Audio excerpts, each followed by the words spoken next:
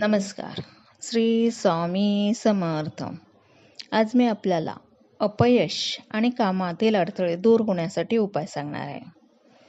खूप वेळा असे होते की आपण खूप प्रयत्न करत असतो, तरीही आपल्या मनाप्रमाणे गोष्टी घडत नाहीत. अनेक अडचणी येतात, अपयश येते. त्यासाठी आपण सकाळी उठल्यानंतर आंघोळ झाल्यावर एक लाल फूल घेऊन त्याला कुंकू लावायचे, तांदूळ घेऊन पूर्वेकडे तोंड करून सूर्याला अर्पण करायचे. असे केल्यास अनेक गोष्टी आपल्या मनाप्रमाणे घडून येतात. तसेच ओम ह्रीम सूर्याय नमः हा जप रोज कमीत कमी 1000 वेळा जपावा.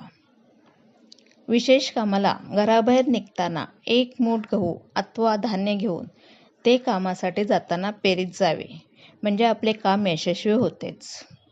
तसेच शिव उपासना व हनुमान उपासना 6 महिने किंवा आपले कार्य होईपर्यंत सतत करत राहिल्यास यश निश्चितच मिळते. श्री स्वामी समर्थ. श्री स्वामी समर्थ.